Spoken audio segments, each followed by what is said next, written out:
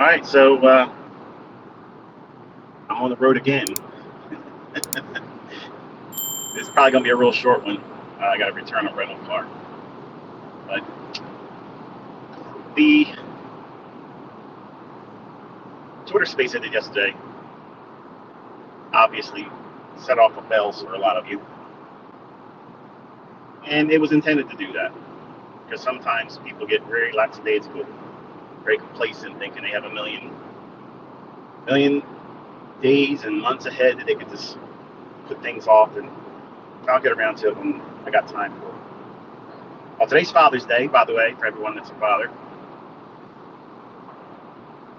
Get to spend that with my kids later on. But yesterday's message was kind of like what I tell my own kids. They got to get ready. They got to get things in motion. Sometimes the way it's given to you, if it's not spiced up with a sense of urgency, it could be ignored. And a lot of you took what I said yesterday and looked into what I was suggesting is going on. So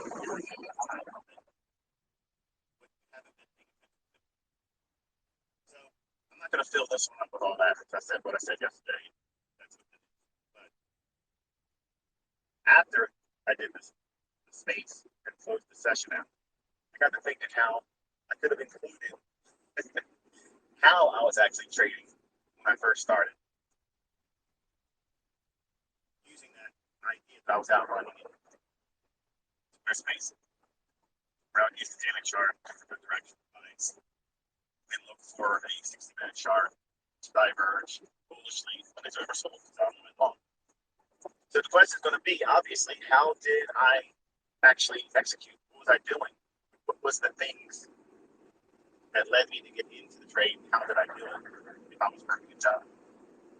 Well, I mentioned in previous discussions and also in videos on YouTube and such that I used a device called a QuoTrek. And it was a quote machine that told me what the actual prices were real time on whatever exchange I at the time was subscribed to.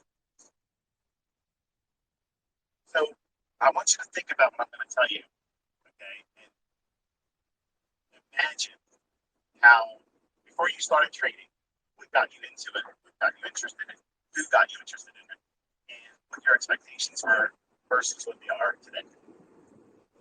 When I first started, obviously, I was brand new, right after reading Ken Roberts' ridiculous book, making me think I could figure this, just by one passing through. Would be very, very elementary book. Doesn't teach anything except for insights, creating insights, impulsiveness, and an unrealistic expectation that it's going to be easy to make millions of dollars. And I found out very quickly and so greatly it was not true, and I did not even come close. So obviously, when I got into trading a little bit more indicator-based ideas because of Larry Williams' influence, imagine this is what my day was like. Okay, I lived with my aunt. I paid for the board with them, and I made 50 hours a week. I was welcome to have a meal with them once a week. Not that they would keep me from eating, but lunch was my responsibility. Any cleaning supplies, my responsibility. And $50 basically paid for whatever utilities I used while I was getting myself on those 2 feet as a young man. And I got set up with a discount broker, because my first foray in trading was with Fox Investments, and as I mentioned before, I was paying $100 round turn for one contract, and that's just the way they fleeced us back. It was, they called it full service brokerage, when really, they really didn't help any more than any other broker would. So my day would consist of getting up in the morning around 4 o'clock in the morning, 15 minutes to shower, dress, and rush out the door, and then do an hour drive in about 40 minutes. So every day I was speeding. Every single day I was way over the speed limit. Because I would usually stay up until around 1:30 in the morning looking at charts. So I would get out to Owens Mills, use the key to open up the warehouse, get in the back, load up my truck on any last minute things that I didn't have in the warehouse. Any specific sodas, juices, any coffee blends that certain office places need to have. All the stuff that would be a delivery item for that particular route head. And then by 6 o'clock, I'm on the road. And my route consists of downtown Baltimore, Glen Burnie, all the way up to just about Aberdeen, Maryland. And then it would finish out around Hunt Valley, and then some stops on some days for, and I would be back to the warehouse. I would look for the next day, and they don't know. Well, the question is going to be, how can I find time to actually enter trade? Now, this is going to be, I might get this turn here because I'm going to go through the harvest one, so I didn't think about that, so we'll see. If it kicks me off, I'll join again.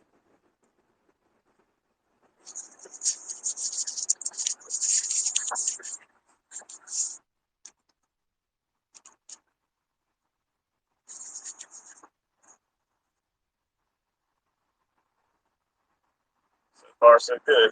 I just don't want to do too much talking and have to repeat myself. Give me a couple minutes.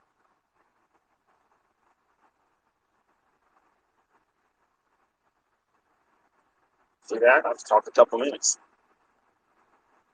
Didn't even say the F word, except for Father's Day. That's 2 words in my word. Give me a second. Just want to make sure we get through the tunnel.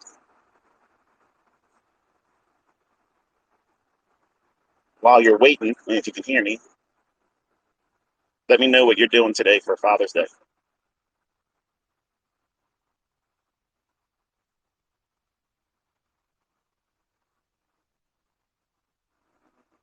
Looks like we survived it. I don't want to say it too soon because it's not good. All right, so the question is, how did I do all the trading? How did I put the orders in? Because back then we didn't have cell phones. Well, let me put it this way. Cell phones were not something that everybody just had for granted like we have today. So during my route, now really think about this. The young guys and gals in here listening, they're really not going to fully appreciate this, but for folks that are old enough now to look back and remember phone booths and payphones, yeah, those weird devices you had to put money in to make a phone call. the corner stop drug dealer's office. certain phone booths you just weren't going to go into because they were being operated by a illegal LLC. So anyway, the QuoTrek, if it got to a specific price level that I liked, and I would do pivot numbers. Pivot numbers are common floor numbers, and because I was only interested in buying, I wanted to see it move above a certain level, and I wanted to see it. Once it did that, I wanted to see it pull back down into that same level, so it would break it. So break, for instance, like R1. Now some of you that don't know what this is are going to be like, "What is R1?" This resistance R2, resistance 2, and S1 S2 be support 2, and then you have your pivot number. Now, before you listen to this and start thinking, "Wow, he's giving me secrets to go out there and start," it's garbage. Don't listen to it. Don't any kind of weight behind that. Okay, I'm not trying to convince you that this stuff is useful, but that was what I was subscribing to at the time. So when I was watching the QuoTrek, for instance, the soybean market went above R1 and came back down into R1, I would expect it to find support there. And then because I was bullish that day and I only wanted to be long, I didn't go short on anything, I would use that return back to R1 as my support level buy. So here's what I was doing. Now, Think about this, folks, because this is absolutely insane. Okay, this is the epitome of unrealistic expectations. That's what a young ICT, or before ICT became ICT, the young fledgling Huddleston that was out there sweating his off, doing menial work, racing around town to try to get his route done, making next to nothing, daydreaming the entire time that he's going to escape that rat race with the gambling procedure that I'm about to explain to you. So I'm watching QuoTrek. QuoTrek is like, well, if you look at I have the new Galaxy Note 20, and honestly, this is almost the size of the QuoTrek. QuoTrek, I think, is a little, feels by memory, it feels a little bit wider by memory than the phone I'm actually holding in my hand right now. So it was basically about that dimension in terms of size, and I had it duct tape, yes, duct tape, to my windshield of my truck. So I would be staring at that instead of watching the road most of the time. I would go over the lines, dangerously doing everything wrong, reckless, okay? I was trading and driving with reckless abandonment. Yes, I know, I'm proud of it, but it is true. So I'm just letting you know how it was. But when I got that breakout above the R1 and it came back to R1, and I'm thinking, okay, I'm gonna have a big range day. I'm buying strength. So what I would do is I would basically try to time in between my stops. Now, mind you, I'm driving, I'm paying attention to cars around me, making sure I'm following the stop signs and red lights as best as I can, because the markets are taking precedence over that. And also, while I'm in stops, the markets are still moving, but I'm thinking to myself the entire time that, hey, you know what? I got this figured out. You know, the market will wait for me. You know, it owes me something. You know, the universe owes Michael Huddleston a favor. So it's reasonable for me at that time, 20 some years old, expecting that while I'm in there loading candy machines and coffee machines and snack machines and fixing the bill validators that had the dollar bill jammed up, because you took the initiative to put something in there with Scotch tape on it, and the bill acceptor would jam up and nobody could use it behind that $1. Do all those things, servicing the machine. The markets are still moving, folks. There's no pause. Then I come out to the truck, hurry up, and race to get back into the cab, look and see where I'm at. I'm like, okay, what's the high of the day? Okay, all right, now I got to find a phone, because now it's done what I expected as the idea or the setup. Now the race begins. I got to get to a payphone in this Isuzu truck. I think it was like a 14-foot cube truck. And I'm racing around to get to the nearest payphone. So I'm racing, I finally get a payphone, and then sometimes somebody's on that payphone. So I'm flipping out.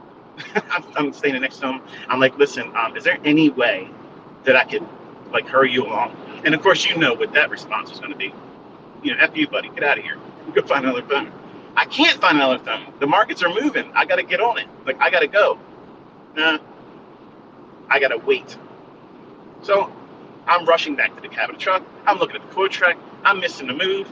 So now I'm telling myself, okay, I wanted to buy one. So now I'm going to buy three, because I missed part of the move. So I got to make that up, right? I mean, it's only common sense. That's what you're going to have to do. I mean, everybody understands that, right? So sometimes I would get pissed off and say, I'm not going to wait for this person. And I would rush down the road and look for them. Now, over time, I got good at knowing where payphones were. But sometimes I didn't get to them in time. But when I did get to them, this is what happened. I dropped my 25 cents into it, call the phone number. Lynn Waldo, how can I help you? H-desk, please. 1 second, please. And I'm going to give you the real time what it felt like waiting. H-desk. Then you give them your account number and your PIN number. They say, okay, what's your order? I would like to buy 3 Christmas wheat at the market. You want to hold for your confirmation? Yes.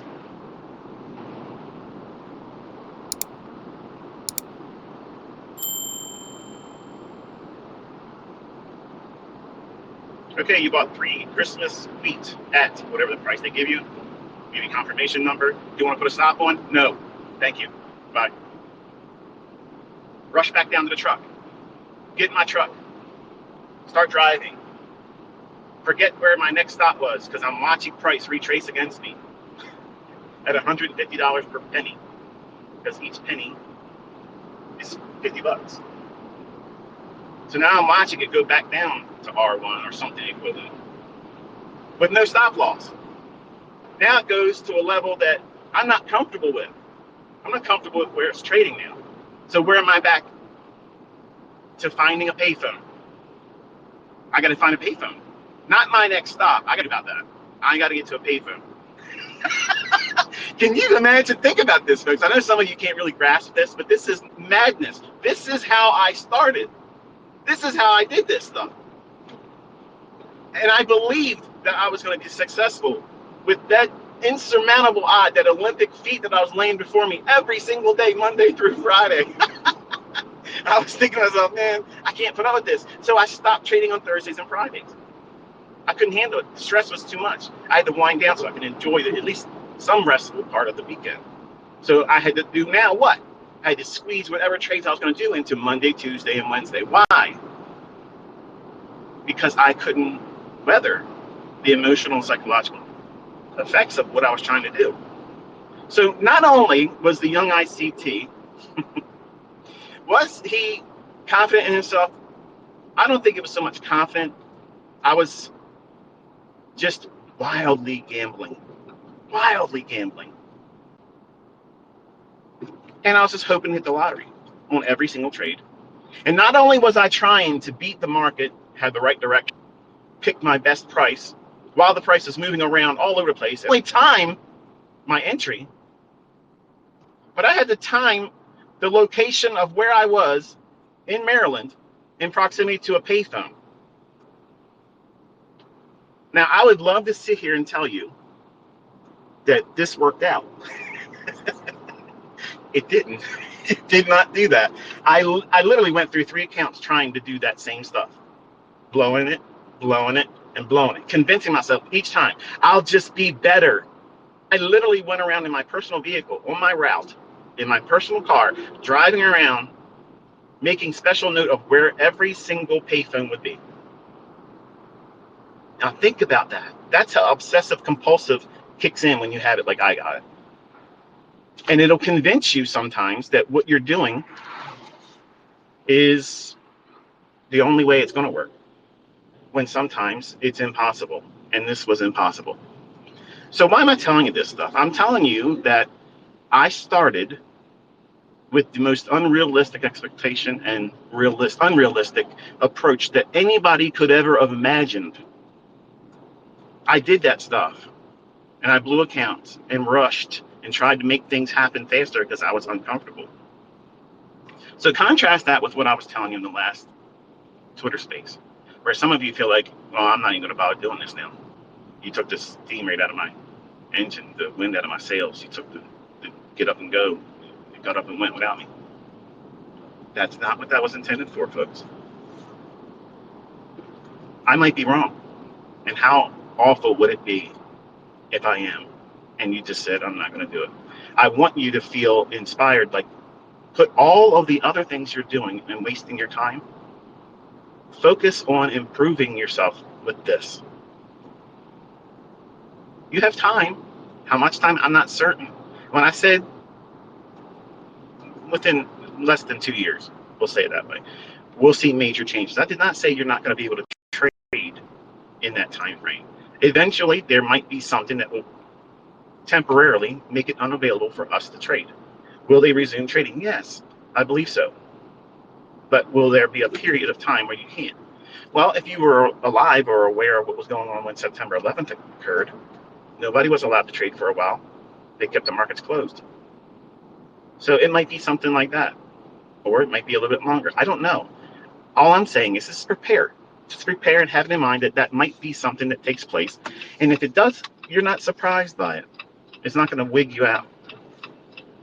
And also, you've made preparations at your home, and you've got some extra food and over-the-counter medicines and things that would just allow you to be a little bit more comfortable and not be without, and that would cause more stress.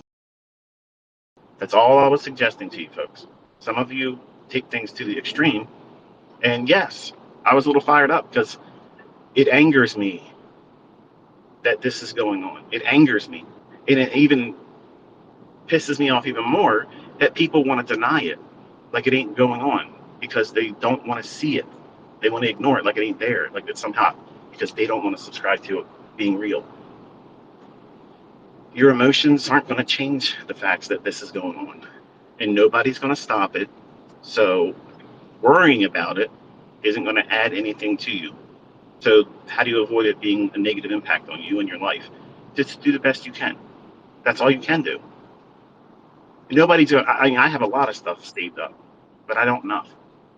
So it's something that you just continuously work towards. That's all. That's all you're doing. And that way, if you're doing something in the right direction, positively trying to secure a skill set, and hopefully in a short period of time of doing the right things, you can start working towards making additional income. Will all of you be able to do that? No. But some of you will. And it would be a terrible thing to not at least try. And if you don't try, that's failure. That's failure. If you don't at least try, you basically laid down and said, you know what, I'm going to take whatever it means. And basically what you're saying is you deserve that to happen to you. When I don't think that, and you shouldn't think that either. So I want to kind of add that to what I wish I would have included in the last discussion, because I was thinking how that would have been much better in terms of how I could have ended the last, because most of you feel depressed, and that's not what I did it for. I wanted you to feel fired up, like, you know what? That's all right. Game on. I'm ready. Whatever's coming, I'm going to get myself ready for it. That's my, and I might not be fully ready for it. I don't fear it, but I know I'm going to be feeling those things when everything happens because I have children. I'm not fearful for myself. I'm fearful for my children. Because if something happens to me, you know, the dad in me, because it's Father's Day, everybody that's a father gets what I'm about to say. You know, I will lay down everything for my kids. I'm not glued to this world for anything except for them. And if they could be 100% where I would appreciate their ability to do what it is that I do, or at least a partial percentage of what I can do, I could lay down and not worry about anything anymore. So that kind of like motivates me. It motivates me to do that same thing with all of you folks that I probably will never meet. But I think about every day, all of you, wondering what you're doing right now, working towards improving yourself, shoring up your ability to make ends meet. That's the kind of guru I want to be remembered for. I don't want to be the guy that promised you a Lamborghini. I never did that.